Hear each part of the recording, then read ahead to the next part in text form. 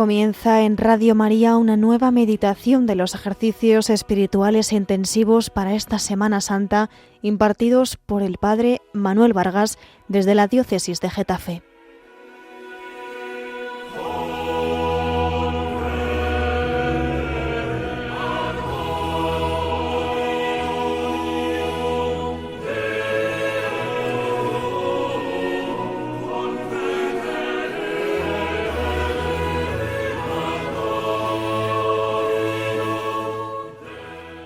En el nombre del Padre, y del Hijo, y del Espíritu Santo.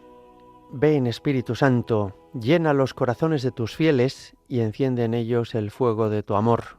Envía tu Espíritu y lo crearás todo, y renovarás la faz de la tierra. Oh Dios, que has iluminado el mundo con el don del Espíritu Santo, concédenos participar de este mismo Espíritu, y gozar de sus divinos consuelos. Por Jesucristo nuestro Señor. Amén. En el nombre del Padre, y del Hijo, y del Espíritu Santo. Amén. Proseguimos con nuestros ejercicios espirituales para los oyentes de Radio María en esta Semana Santa de 2026. Hemos meditado sobre el principio y fundamento que nos propone San Ignacio, la meta de nuestra vida, sobre el pecado, que es la realidad en la que estamos, nuestras imperfecciones y debilidades, que a veces somos un dolor para el Señor y también un estorbo o una molestia para los demás. Hemos también contemplado cómo Jesucristo, sin embargo, a pesar de todas nuestras culpas, sigue mirándonos con misericordia, ofreciéndonos permanentemente su perdón. Y hemos escuchado la llamada que el Rey Jesucristo nos hace para colaborar con Él en la salvación del mundo.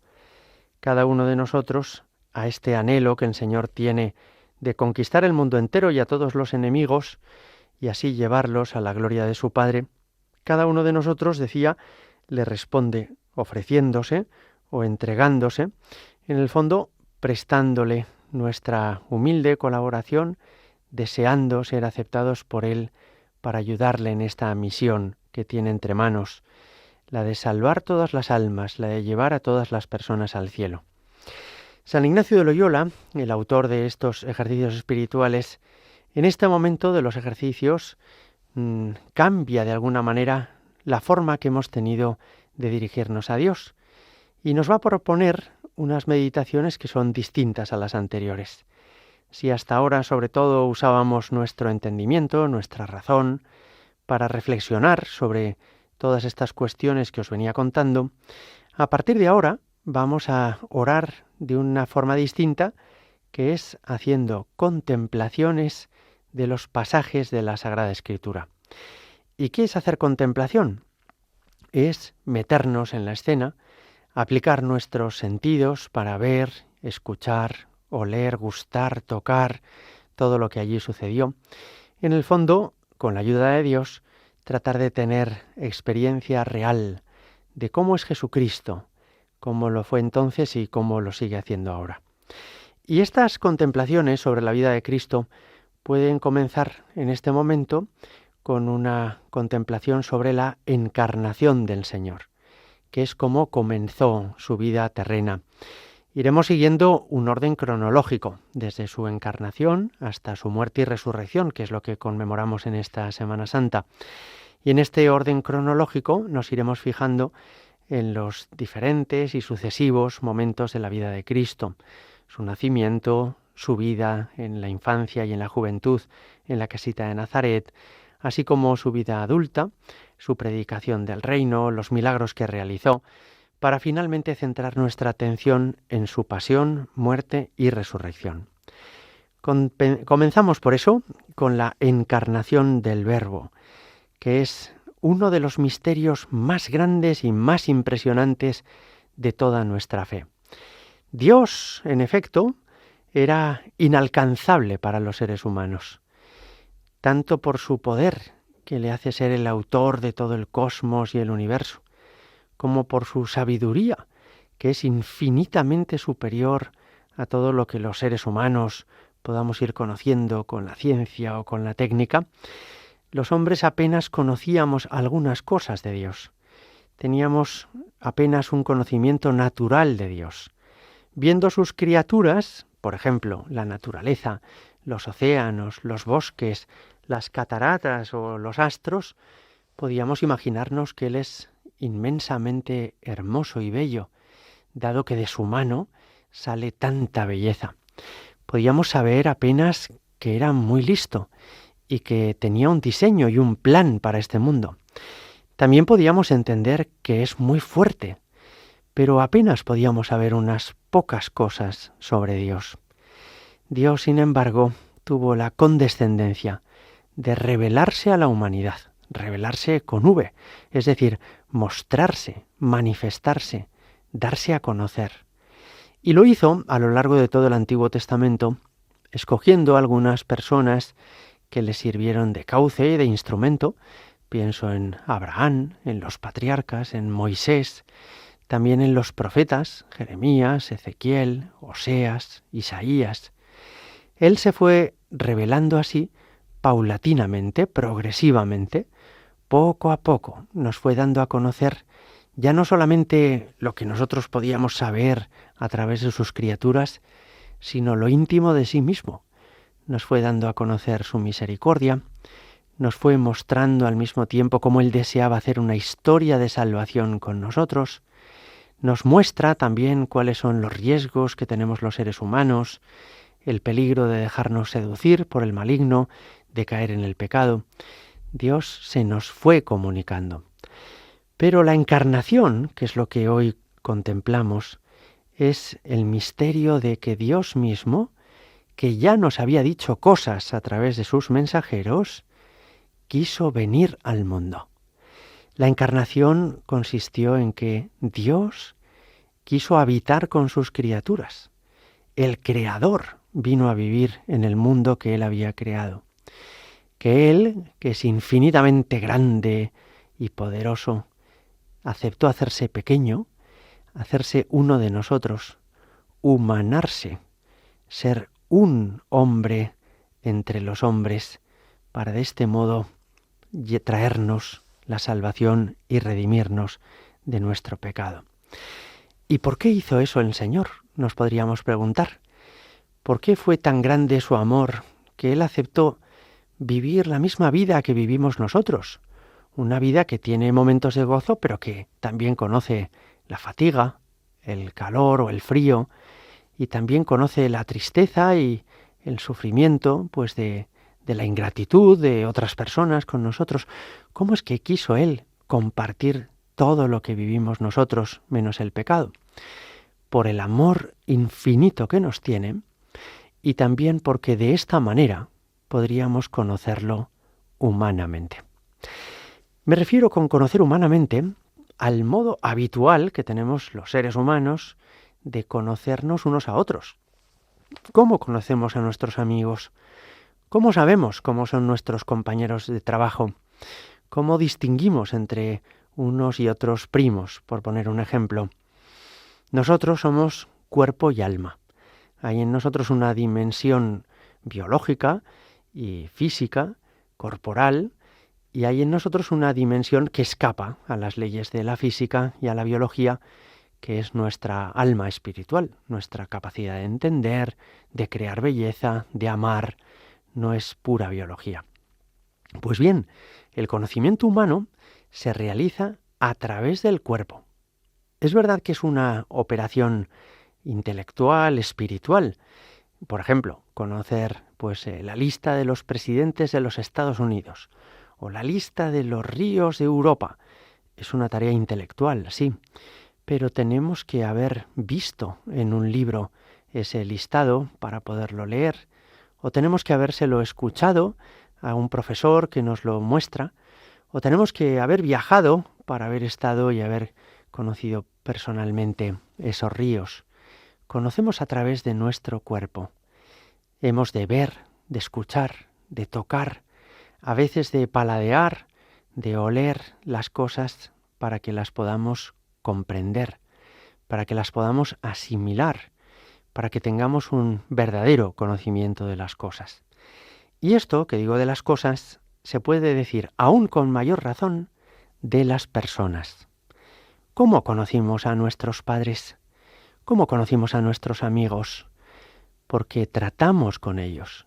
Y tratar con ellos significa que hemos caminado a su lado, que hemos comido en su misma mesa, que hemos escuchado su timbre de voz, que les hemos visto andar, que conocemos los rasgos y facetas de su rostro, que sabemos lo que significa su sonrisa, su mirada, sus gestos. En el fondo, que hemos tenido un conocimiento experimental de estas personas y captando con nuestros sentidos lo que ellos ponen de manifiesto de sí mismos, hemos llegado a conocer su corazón. ¿Por qué quiso encarnarse el Verbo eterno de Dios, que estaba con el Padre y el Espíritu Santo desde toda la eternidad en el seno de la Santísima Trinidad? Quiso encarnarse para redimirnos de nuestros pecados y también para que lo pudiéramos conocer humanamente, experimentalmente, para que pudiéramos tener experiencia de Él.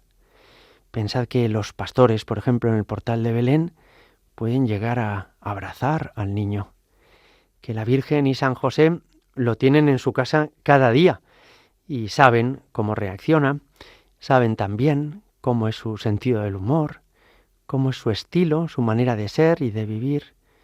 Vamos descubriendo los rasgos y facetas de su interior, de su corazón, gracias a que Dios se ha dejado ver, se ha dejado escuchar, se ha dejado tocar. El misterio de la encarnación es que Dios se ha puesto a nuestra altura, ha querido ser uno de nosotros, ha querido venir a nuestro mundo para que nosotros pudiéramos conocerle a Él, a Dios mismo, como conocemos al resto de las personas, con nuestros propios sentidos corporales. Es asombroso. Los sentidos corporales son como las puertas del alma. Una persona que fuera ciega, sorda, sin sensibilidad en las manos, sin olfato, apenas podría conocer nada. Y aunque a su alrededor hubiera mucha belleza y muchas cosas preciosas, como no podría ni verla, ni oírla, la realidad, ni tocarla, ni olerla, no podría comprenderla. Dios ha querido que ya no seamos ciegos, sordos, sin sensibilidad y sin olfato para captarle, sino que haciéndose uno de nosotros podamos tenerle en el radio de nuestros sentidos, podamos captarlo como captamos al resto de los seres humanos. El misterio de la encarnación es por eso que Dios ha querido venir a nuestro encuentro, ha querido ponerse a nuestra altura. El Papa Benedicto XVI publicó una primera encíclica en diciembre del año 2005 en la que hablaba de esto, y en particular en los números 16 y 17 decía el Papa: ¿es realmente posible amar a Dios aunque no se le vea? Porque nadie ha visto a Dios jamás. ¿Cómo podremos amarlo? Y él mismo respondía diciendo: en efecto, nadie ha visto a Dios tal como es en sí mismo. Es decir, nadie ha visto a la Santísima Trinidad por la calle. Y sin embargo, sigue diciendo, Dios no es del todo invisible para nosotros. No ha quedado fuera de nuestro alcance. Dios nos ha amado primero, dice la carta de San Juan, y este amor de Dios ha aparecido entre nosotros. Se ha hecho visible, pues Dios envió al mundo su Hijo único para que vivamos por medio de Él. Primera carta de San Juan 4:9. Dios se ha hecho visible. En Jesús podemos ver al Padre. Juan 14:9. Vamos a quedarnos unos segundos en silencio reflexionando sobre este misterio, sobre este milagro de que Dios no es para nosotros una abstracción, ni una utopía, no es para nosotros una idea, un concepto restringido a las personas más inteligentes, más sesudas o más profundas. No, al quererse hacer un hombre como nosotros, cualquiera lo pudo ver, cualquiera pudo escucharlo. Lo mismo los Reyes Magos que la Samaritana, María la Magdalena, los apóstoles o Pilato, que lo tuvo en su tribunal. Tenemos a nuestro alcance a Dios. Dios se ha dejado ver tocar, escuchar, porque nos ama tanto que ha querido vencer esa distancia infinita que nos separaba a las criaturas de nuestro Creador. Ha querido venir a nuestro encuentro para que pudiéramos entablar contacto y relación con Él, para que pudiéramos hacernos sus amigos. Vamos a pensar en esto unos segundos y a darle gracias a Dios por ser tan bueno, tan condescendiente con nosotros.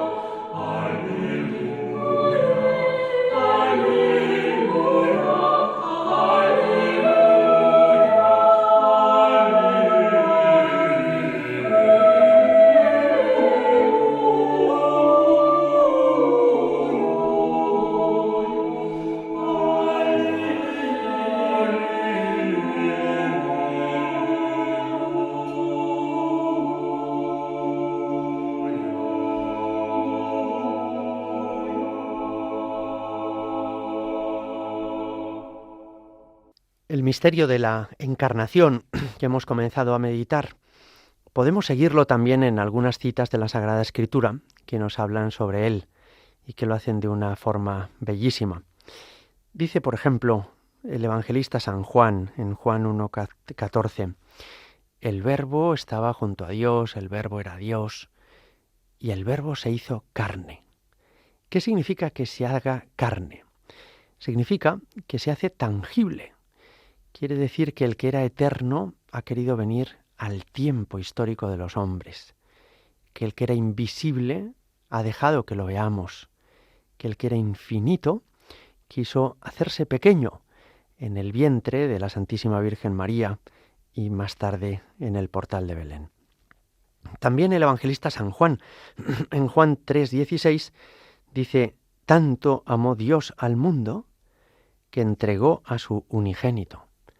De modo que Dios Padre nos ha querido tanto a nosotros, que somos apenas sus criaturas, o éramos apenas sus criaturas, que nos entregó lo que más quería, lo más valioso para Él, su Hijo eterno, el que es uno con Él y con el Padre y con el Espíritu Santo en la única sustancia de la Santísima Trinidad. Y San Pablo, en Filipenses 2:7, dice que Cristo, a pesar de su condición divina, es decir, a pesar de ser Dios, se despojó de su rango y tomó la condición de esclavo, pasando por uno de tantos. Está hablándonos de la encarnación. En la encarnación, efectivamente, Dios, a pesar de su condición divina, toma nuestra condición, se hace uno de nosotros, se hace humano como nosotros, se despoja de sí mismo y con un verdadero cuerpo y una verdadera alma humanos, viene a este mundo a habitar en medio de nosotros. San Ignacio, en los números 101 a 109 del libro de los ejercicios, reflexiona sobre este misterio de la encarnación. Nos anima a que le pidamos a Dios Padre conocimiento interno del Señor, que por nosotros se ha hecho hombre, para que más le amemos y le sigamos. Y él trata de explicar con sus palabras, lo hace de una forma muy hermosa y muy sencilla, cómo debió de ser este momento de la encarnación. Entonces él dice que Dios, que estaba en su trono, en su solio real, en el cielo, en las alturas, dirigió una mirada sobre el mundo. Vio así que había seres humanos de diferentes razas y culturas, unos sanos, otros enfermos, unos que reían, otros que lloraban, unos que vivían con virtud, pero también otros que juraban o blasfemaban, otros también que hieren o que matan, personas que terminaban en el infierno, y que dirigiendo esta mirada sobre el mundo, pues se planteó hacer redención del género humano. No penséis que es que San Ignacio era pesimista y veía como si todas las cosas en el mundo estuvieran mal, ni mucho menos, ¿verdad? Lo que quería decir San Ignacio con esta expresión de que se precipitaban muchas almas al infierno es lo que con otras palabras el cardenal Robert Sarah explica en un libro precioso que se llama Se hace tarde y anochece. Y lo que explica es que sin Jesucristo nuestro mundo no tendría esperanza. Y así es realmente. ¿Qué esperanza cabría tener sobre un mundo en el que los hombres domináramos y nos domináramos unos a otros con nuestras pasiones, nuestra ambición y codicia, la mentira y el robo, con nuestra soberbia y envidia? Este mundo tendría muy poco horizonte, un horizonte muy sombrío. Igual que Dios desde el cielo, desde su trono real, pudo lanzar una mirada sobre el mundo, también nosotros lo podemos hacer en el día de hoy. ¿Y qué es lo que vemos? Ciertamente vemos muchas cosas bonitas. Hay gente muy buena, hay mucha belleza en la arquitectura, en la pintura, en la música. Hay paisajes magníficos que Dios ha creado, pero también podemos ver cómo hay familias que están rotas. Hay personas que no encuentran sentido a su vida. Se ha generalizado un ambiente de corrupción en la vida social. Hay una cierta decadencia cultural en Occidente. Hay una gran crisis moral. Hay una gran descristianización. E incluso nos empezamos a acostumbrar de lo que hace tan solamente unos años hubiéramos pensado que era una salvajada. Que, por ejemplo, no dejemos nacer a los niños que ya están en el vientre de su madre, o que aconsejemos a los que están enfermos que se quiten la vida, para que de esta manera ni ellos sufran ni sean un peso para los demás. Hay también elementos sombríos en nuestro mundo, como podemos ver. Hay también razones por las que Dios sigue mirando nuestro mundo con compasión y ve la necesidad de hacer redención. Dios nunca nos mira de lejos. Dios nos mira de cerca, nos mira con amor. Para Él no somos números, sino que cada uno de nosotros somos una persona que Él ha amado tanto que estamos aquí porque Él ha deseado que fuéramos creados. Y Él no solamente ve la apariencia, sino que es capaz de ver lo que hay en lo íntimo del corazón de cada uno. Es la mirada de Dios, una mirada de amor, os decía, y es una mirada profunda. Y digo profunda porque no simplemente vio cómo son las cosas, sino que también ve lo profundo del ser humano.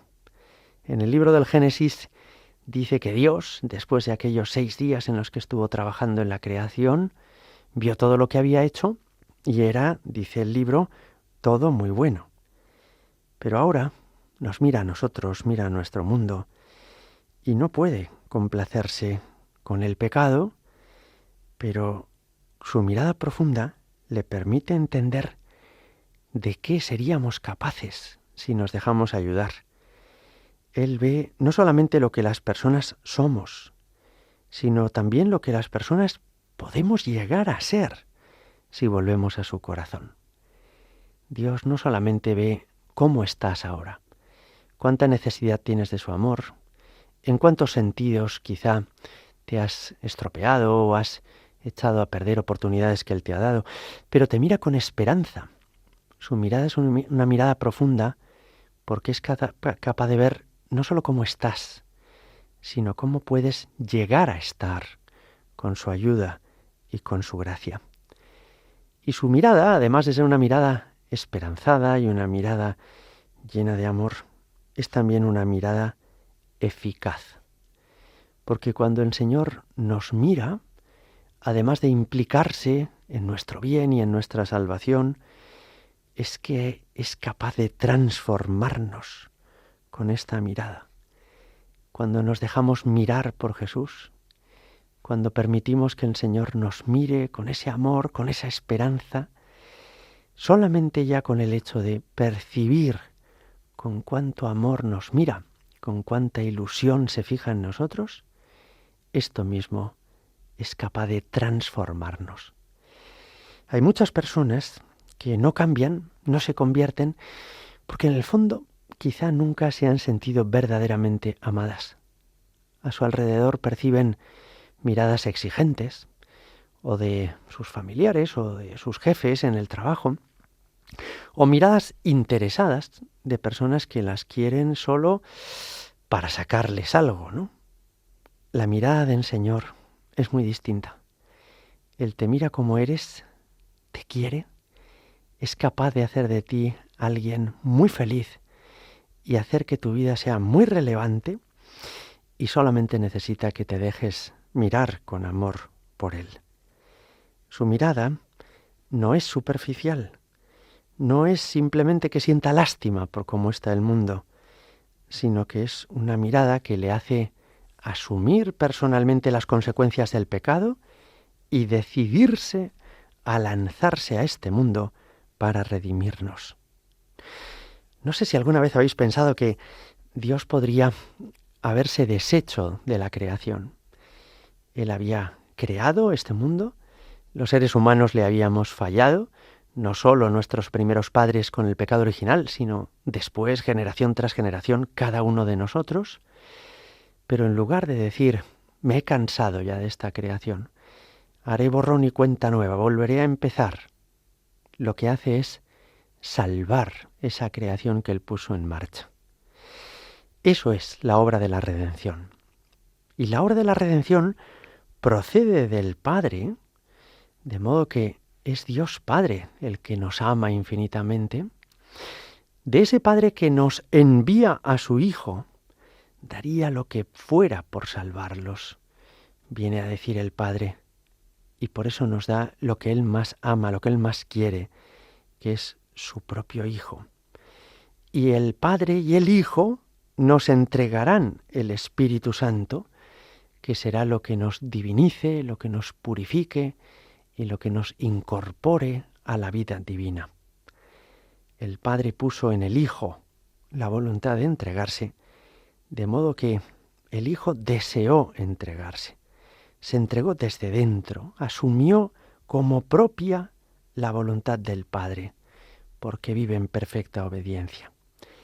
¿Y cómo va a ser ese camino que ha escogido Dios para obrar la redención de la humanidad? Ese camino va a ser el camino de la humillación y de la obediencia. Para salvarnos, Dios no quiso hacer un truco de magia. Dios no movió una varita que hiciera desaparecer de golpe, así o de improviso, todo el mal del mundo, sino que Él aceptó hacerse uno de nosotros, humillarse asumiendo nuestra condición humana y desde esa condición humana corregir lo que está en la raíz del mal del mundo, es decir, la desobediencia de Adán y nuestra propia desobediencia. El Hijo Eterno se hizo hombre para, siendo hombre, obedecer al Padre. En Hebreos 10:5 lo expresa de esta manera. Dice, tú no has querido sacrificios ni holocaustos, pero me has preparado un cuerpo. He aquí que vengo, Padre, para hacer tu voluntad.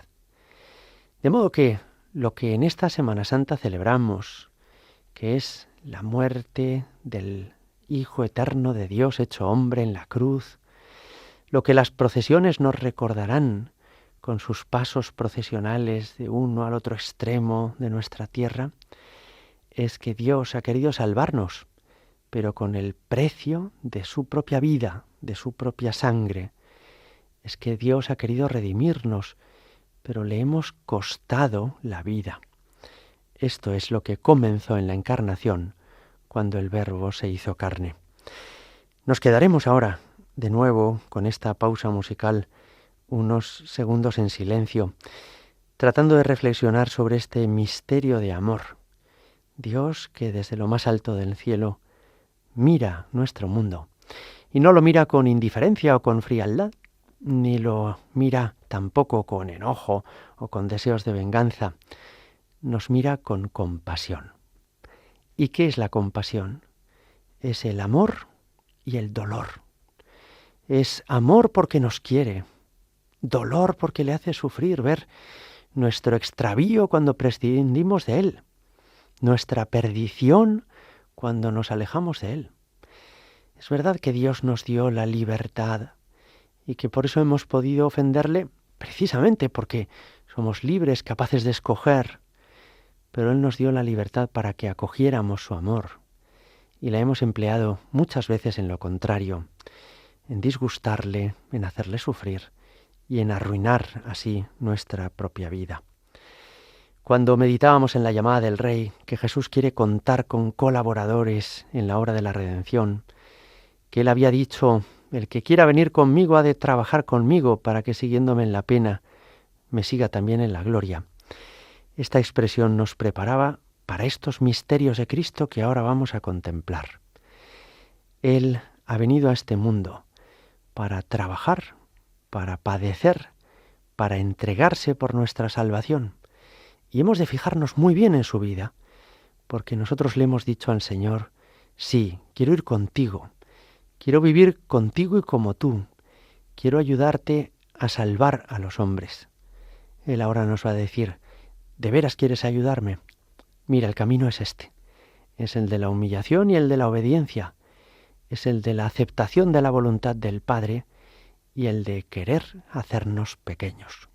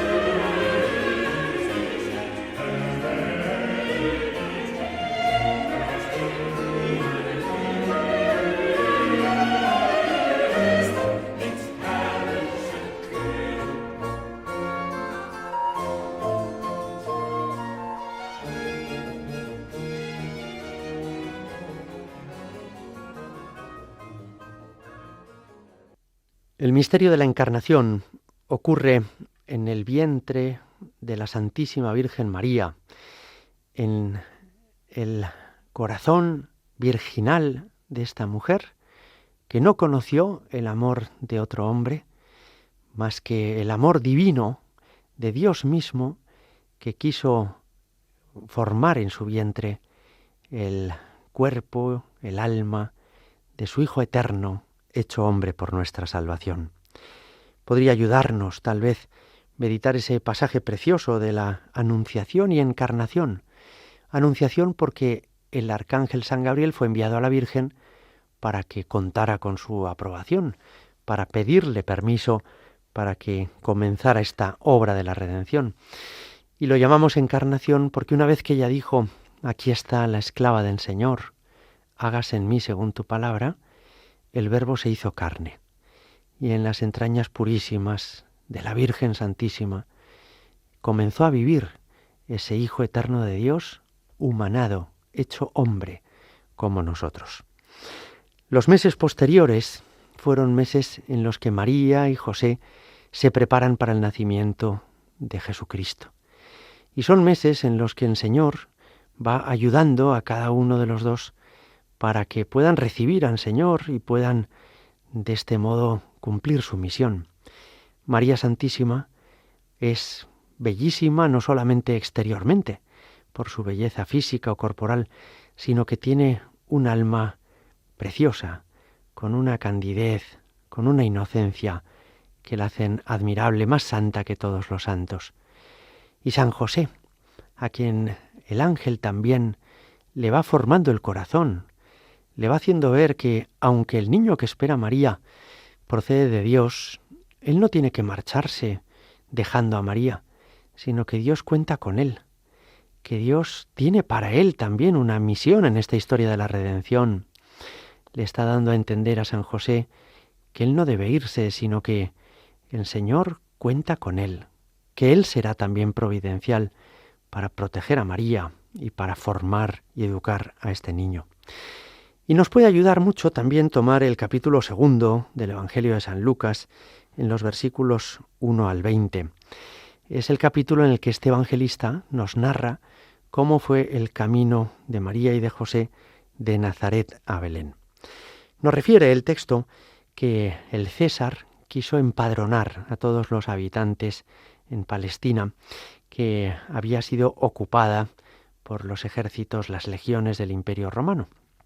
Seguramente las motivaciones del César no eran buenas, simplemente era controlar cuántos varones en edad militar había de raza judía, por si había una eventual revuelta en ese territorio del Imperio Romano, ¿no?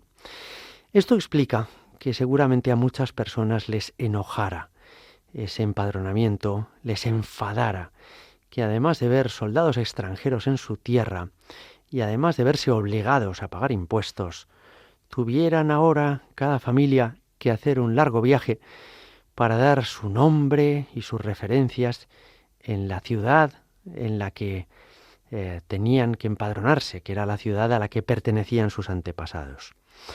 Pero María y José no parece que se quejen por esto, sino que obedecen esa instrucción que ha dado la autoridad civil y por eso, dejando el norte, Galilea es la región más al norte de Palestina y Nazaret era una pequeña villa en esa región, tienen que marcharse a Judea, que está en el sur, porque la ciudad en la que José tiene que empadronarse es Belén, junto a Jerusalén, la capital. Pero Belén, mucho más pequeñita, es la ciudad de David, la ciudad de donde proceden sus antepasados. José es sucesor de David, en el sentido de que pertenece a esta estirpe, a este linaje.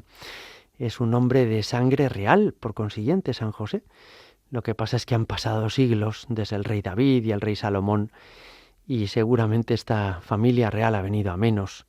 Y ahora José ya es simplemente un humilde carpintero o ebanista en esa región del norte de Galilea.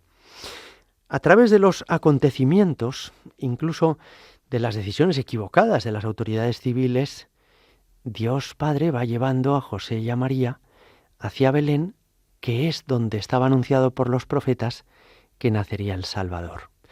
Y es curioso porque, efectivamente, Dios se sirve de todos los acontecimientos para que se termine realizando su plan. Y no hay que enfadarse, porque a veces nos ocurran cosas que no nos gustan o que no nos apetecen, ¿no?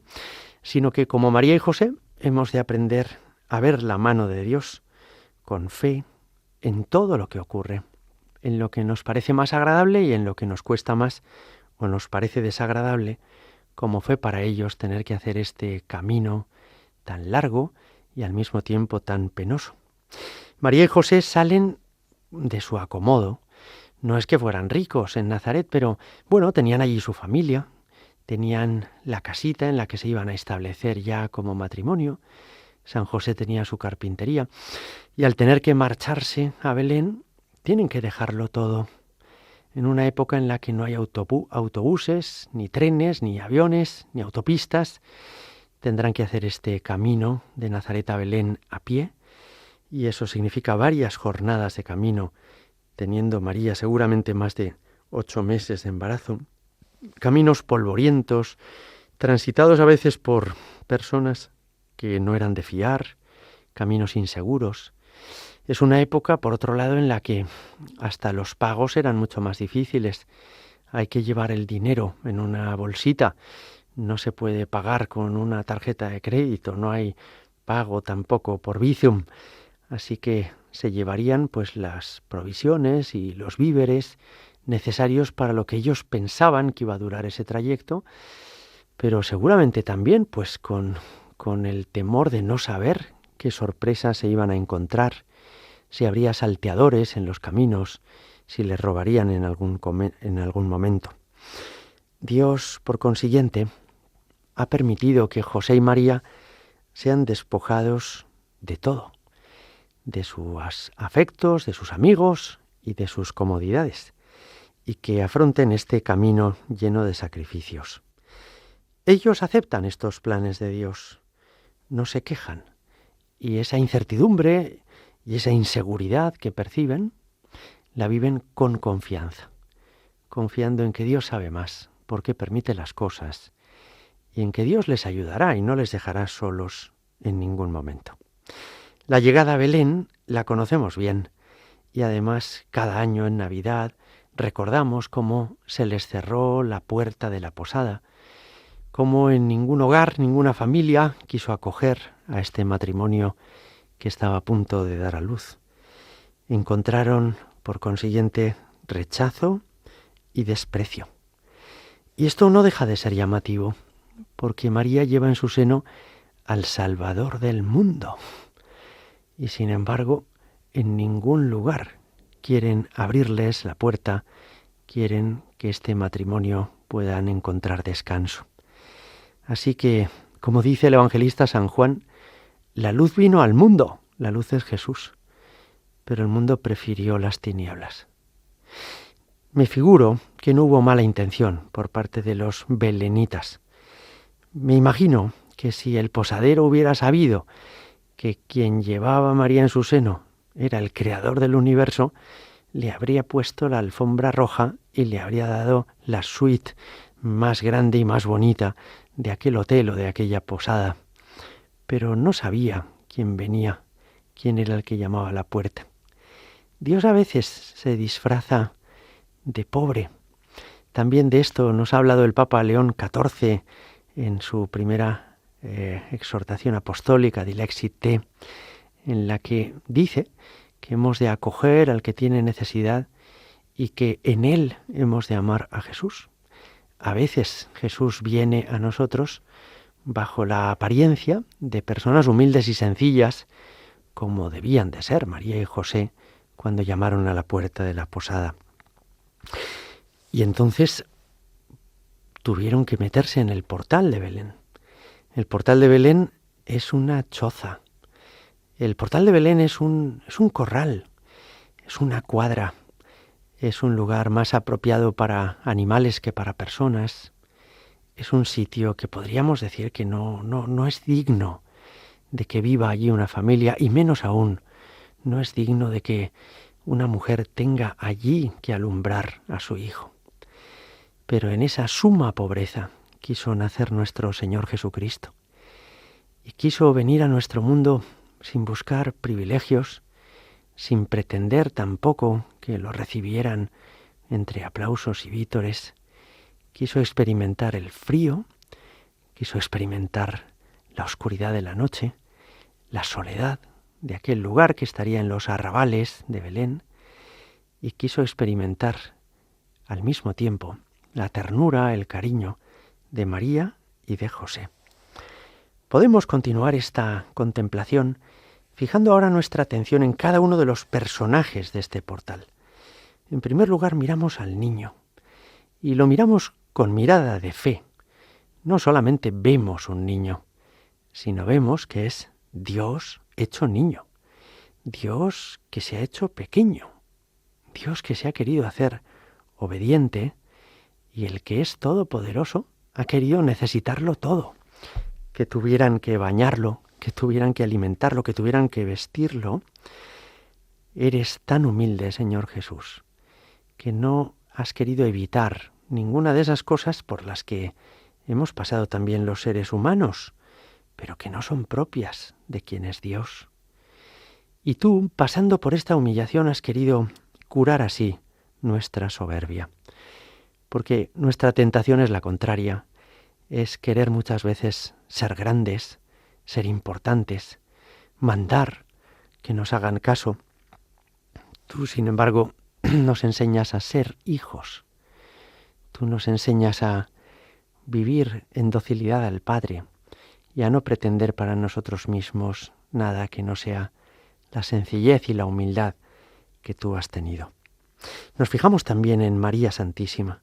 Vemos en su rostro la dulzura, la humildad, la pureza. Vemos la delicadeza con la que cuida no solo del niño Jesús, sino también de todas sus cositas, de sus pañales, de sus vestidos. Un poco más adelante, pues cuando ya el niño vaya creciendo, pues de sus papillas y alimentos, ¿no? La Virgen cuida de las cosas de Jesús, ¿no? Con esto también nos enseña a nosotros. Nosotros no tenemos a Jesús entre pañales, ni tenemos a Jesús vestido con ropitas, con una rebequita o una manta, pero tenemos a Jesús en la patena y en el cáliz en la Eucaristía. Tenemos el cuerpo de Jesús en ese sacramento, ¿no? Y por eso hemos de cuidar de Jesús y de las cosas de Jesús con extraordinario respeto, con cuidado, con delicadeza, ¿no? Que todas las cosas que rodean a Jesús, desde el purificador, el corporal, la patena, el sagrario, estén cuidadas con primor. No es que Jesús venga pidiéndonos lujos, que Él no los desea ni los pretende, pero sí es que, como María, queremos tratar al Señor con inmensa ternura y delicadeza, sabiendo que Él no es cualquier niño, sino que es nuestro Dios y Salvador hecho niño. Y nos fijamos también en San José. Dios le ha encomendado a este hombre una misión humanamente muy humilde, porque es un hombre que no va a tener éxito personal al estilo mundano, y un hombre que encajará, como veremos más adelante, muchas humillaciones. Sin embargo, San José no se queja, sino que obedece, cuida de María y disfruta pudiendo proteger a Jesús. Es el hombre bueno hasta la médula, es el hombre justo, dice la Escritura, es el hombre que nos enseña también a amar a Dios, no tanto con palabras. Sobre San José, la palabra de Dios no nos dice muchas cosas, y de San José no conservamos no ya un discurso, sino ni una sola frase. Él nos enseña a servir a Dios, no tanto con palabras, sino con la obediencia fiel y rendida. Nos metemos así en este portal de Belén para contemplar este misterio de la encarnación y el nacimiento de nuestro Salvador. Gloria al Padre, y al Hijo, y al Espíritu Santo, como era en el principio, ahora y siempre, y por los siglos de los siglos. Amén.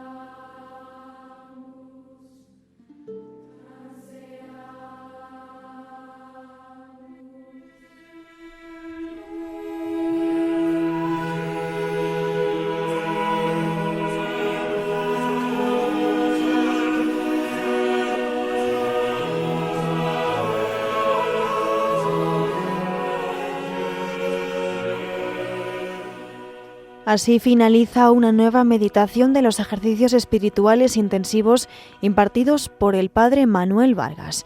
Les ofreceremos la siguiente meditación hoy a las 4 de la tarde, las 3 en Canarias.